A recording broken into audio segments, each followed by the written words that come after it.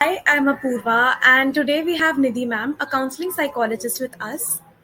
How are you, ma'am? Hi Purva, I'm good. How are you? I'm good. So, these days we have been listening a lot of news around mental health and dowry, alimony, and everything.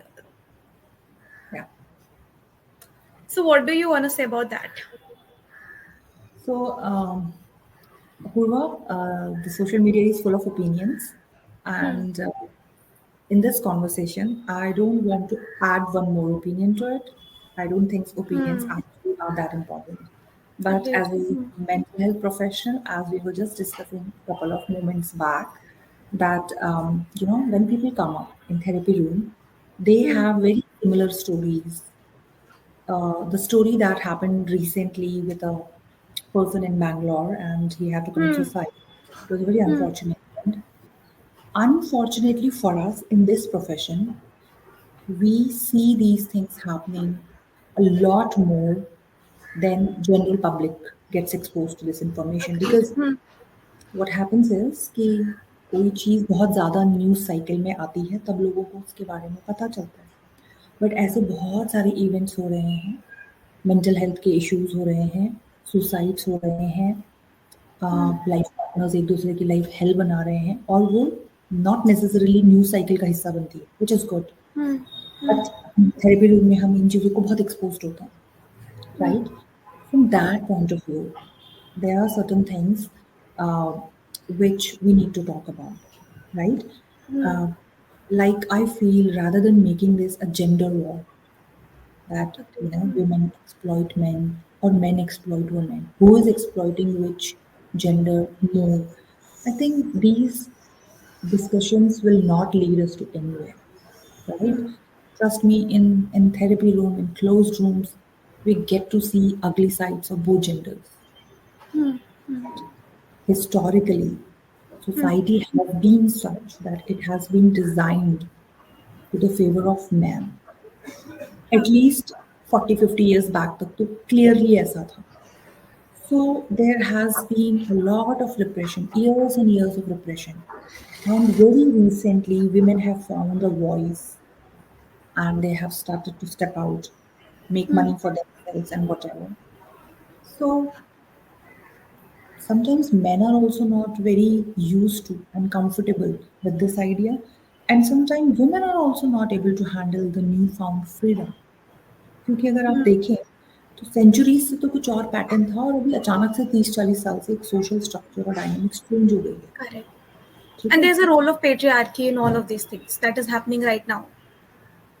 interestingly yes people think if the perpetrator is a woman and victim is Hmm. men then it is not patriarchy it is something too much of feminism too much of freedom given to women no if you think of it see for years a gender has been repressed trauma की memories generation by generation biologically transfer होती है women को Hmm. Hmm. the one part is this. Another part is what does patriarchy do? It tries to put you into fixed roles. Men have the role of being the provider. Men should be the stronger one, and men should be able to handle everything by themselves. And women, they are the dependent one. Even if you are educated and you are working and you are making money, still main provider तो men रहेगा.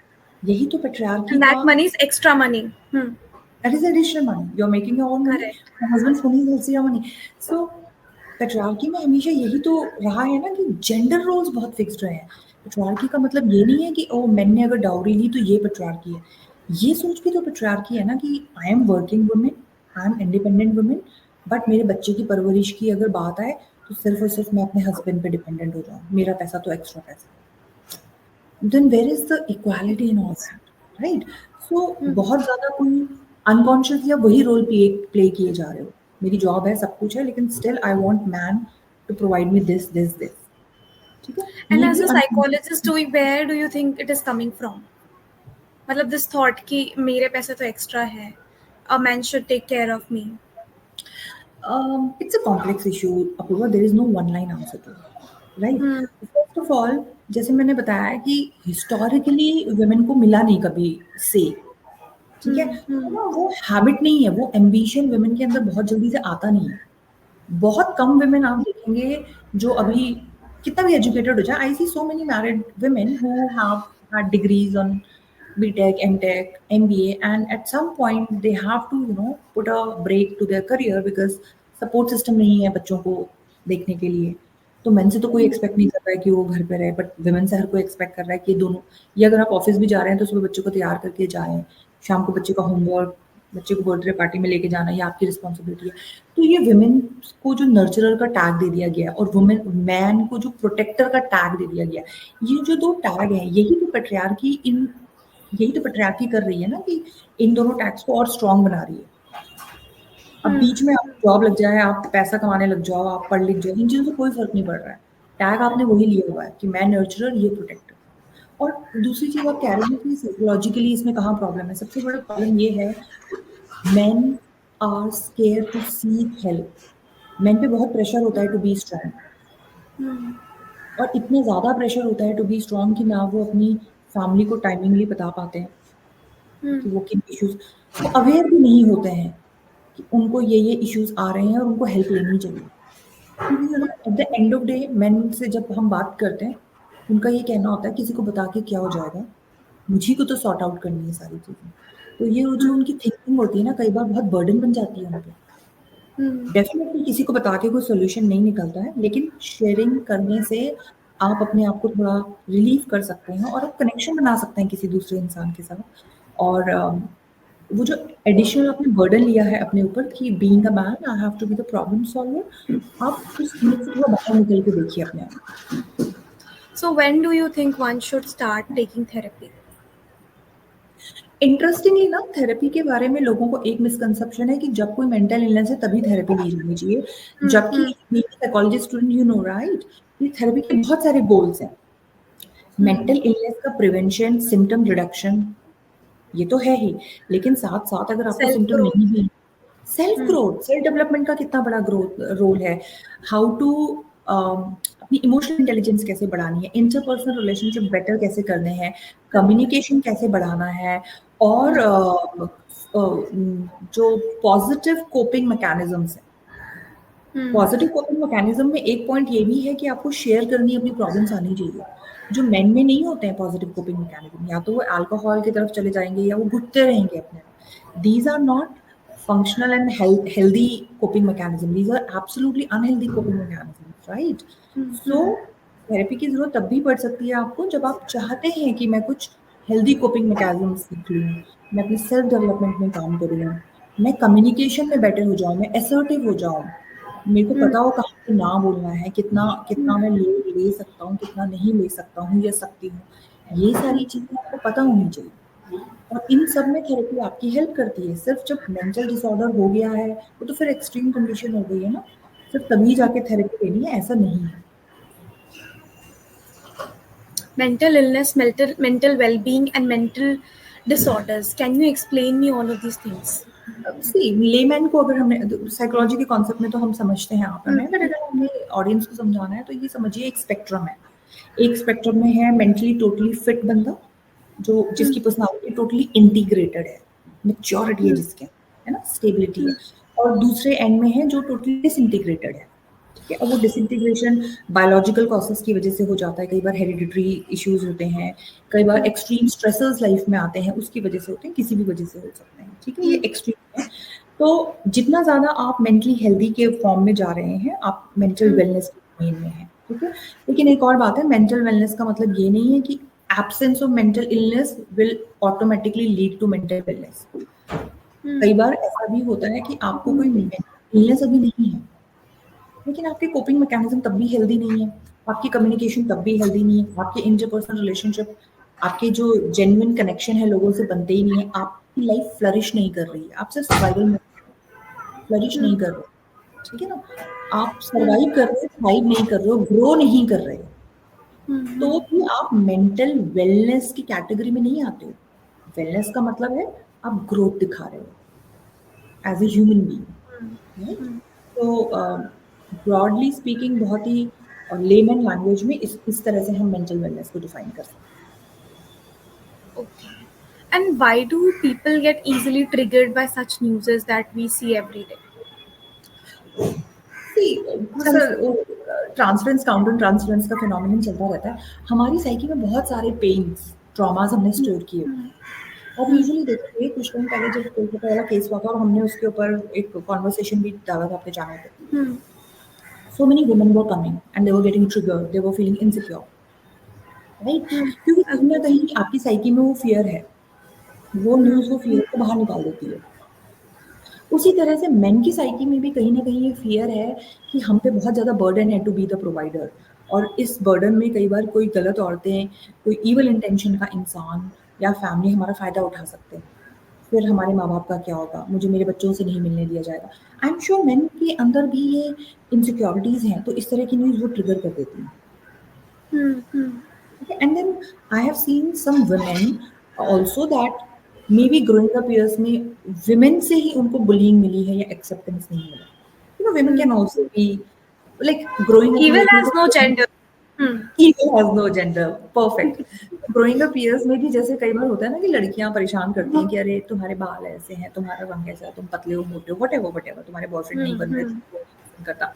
तो कई बार ऐसा होता है ना, bullying की वजह से some women also hold unconscious grudges towards women. Hmm. ठीक Hmm. है? एंड जैसे पुरानी फैमिलीज़ में होता था कि हमारी दादी लोग कहानी सुनाते थे कि जब हम यंग बहू थे तो हमारी सास तो हमें इतना तंग करती थी, इतना तंग करती थी। तो आप एक्सपेक्ट करोगे कि उनके अंदर और कंपैशन आ जाए और वो अपनी बहुओं के साथ प्यार से रहें, पर ऐसा नहीं होता। जब Hmm. उनका टाइम आता है सास बनने का, they became equally dominating and evil. तो हाँ. उसी तरह से कई बारी मैं देखती हूँ कि कुछ फीमेल्स के साथ जिनका एक्सपीरियंस ग्रोइंग अप ईयर में अपनी दूसरी फीमेल्स के साथ अच्छा नहीं रहा होगा, which is very sad actually, नहीं होना चाहिए। पर Hmm. नहीं रहा होगा उसकी वजह It's से not ना their अब वो, fault. Hmm. It is not there But you fault, लेकिन always have an option. मतलब I feel निधि मैम कि हर और किसी के फिर पास ऑप्शन होता है. कि आप कंपैशनेट बन सको, बिल्कुल वो तो आपकी चॉइस है ना। एंड फिर I see these women they do not become compassionate towards other women. When they grow Hmm. Up, they'll find a platform and they'll start demeaning women कि oh they are all gold diggers this and that। I mean जैसे आपने कहा evil has no gender, अच्छाई बुराई तो doggy के cases तो अभी भी हो ही रहे हैं ना, हाँ. Hmm. रेप के केसेस अभी भी हो रहे हैं, डोमेस्टिक वायलेंस अभी भी बहुत ज़्यादा है सोसाइटी में। तो ऐसा नहीं है कि एजुकेशन या फाइनेंशियल फ्रीडम से सिचुएशन बहुत ज़्यादा ग्राउंड में बदल गई है। Hmm. थोड़ा इम्प्रूव हुई होगी, बहुत ज़्यादा नहीं बदली है, but women should also be very careful, and they should not actively, you know, be a part of this mudslinging fest and putting other women down. Oh, ये feminist type लड़कियां तो ऐसी होती हैं, वैसी ही होती हैं। I mean, that is a very unfortunate thing that sometimes happen because of these events. Hmm. So when should one reach out for help and what are the helps available out there?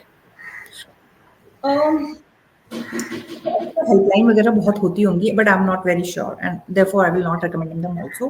I am not very sure how effective they are. हाँ, आप online पता कीजिए आपके area में जो भी nearest therapist है। कई बार साइकियाट्रिस्ट डॉक्टर भी थेरेपी दे रहे होते हैं। पुराने ज़माने के साइकियाट्रिस्ट सिर्फ दवाइयाँ देते थे, थेरेपी नहीं देते थे। अभी मैं देख रही हूँ मॉडर्न डे जो साइकियाट्रिस्ट डॉक्टर्स हैं वो थेरेपी भी देते हैं कभी। Hmm. आपके बगल में जो भी आस-पास के एरिया में साइकोलॉजिस्ट, सबसे ज़्यादा थेरेपी जो होती है वो साइकोलॉजिस्ट लोग देते हैं। वो आपके विचारों के साथ, आपके बिहेवियर्स के साथ काम करते हैं, राइट? आपके Hmm. इमोशंस के साथ काम करते हैं।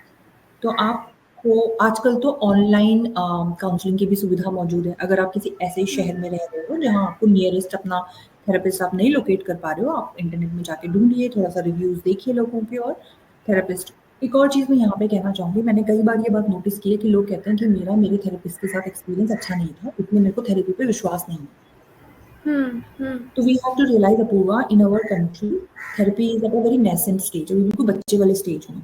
वी नीड टू ग्रो, अभी बहुत लिमिटेड थेरेपिस्ट हैं, एक्सपोज़र भी हो सकता है बहुत सारे लोगों एज़ अ थेरेपिस्ट भी एक्सपोज़र शायद बहुत ज़्यादा ना हो। रीज़न बीइंग 5-6 साल पहले तक तो थेरेपी की कोई बात करता भी नहीं था ओपनली। तो हो सकता है कि थेरेपिस्ट का भी एक्सपीरियंस बहुत ज़्यादा ना हो, ठीक है? जस्ट कोविड बिकॉज़ के बाद से थेरेपिस्ट मेन स्ट्रीम में आए हैं आई थिंक. True, Hmm. काफ़ी हद तक। तो अगर आपका एक थेरेपिस्ट के साथ एक्सपीरियंस खराब है, तो इसका मतलब ये नहीं है कि आप थेरेपी से आपका विश्वास उठ जाए। आप एक दूसरा Hmm. थेरेपिस्ट देखिए, तीसरा थेरेपिस्ट देखिए। हर थेरेपिस्ट मतलब हर थेरेपिस्ट हर क्लाइंट के लिए सही नहीं होता है। एक ट्यूनिंग बैठ जाती है। अ, कुछ थेरेपिस्ट कुछ पर्टिकुलर तरह की प्रॉब्लम्स के लिए ज़्यादा सूटेबल होते हैं, कुछ पर्टिकुलर Hmm. तरह की डेमोग्राफिक के लिए उनकी अंडरस्टैंडिंग ज़्यादा बेटर होती है। So you will have to find a perfect fit for yourself, लेकिन don't give up on therapy. That is what my suggestion है। सेम एज फिजिकल हेल्थ, तो अगर हमारा एक डॉक्टर से ठीक नहीं होता तो we go to another doctor. Yeah. We try कि हमारे प्रॉब्लम्स को सॉल्व करने के लिए which is the best doctor available. So we can therapy में भी we can also find such therapist जो हमारे लिए सूटेबल हो, हमारे प्रॉब्लम्स को एड्रेस कर पाए। And at the end, I would like to add one thing. Seeking hmm, help is the greatest form of self-love. 100% क्योंकि अग्रीड। सब कुछ मैं कर लूँगा, सब कुछ मेरे को ही हैंडल करना है, ये इतना प्रेशर जब हम अपने ऊपर लेते हैं ना, तो we are being unfair to ourself, we are not being kind to ourself. इसीलिए हेल्प लेना greatest form of self love है। अ, अगर आपको लगता है कि आपके रिलेशनशिप्स में स्ट्रगल्स हैं, आपको कुछ और नई चीज़ें अपने बारे में जाननी है, समझनी है, अपनी इमोशनल इंटेलिजेंस को बढ़ाना है, I think therapy is a very good way of doing that. This was such a wonderful conversation. Thank you, Nidhi ma'am. Let's see you next time very soon. Thank you, Purva. Thank you so much. Thank you.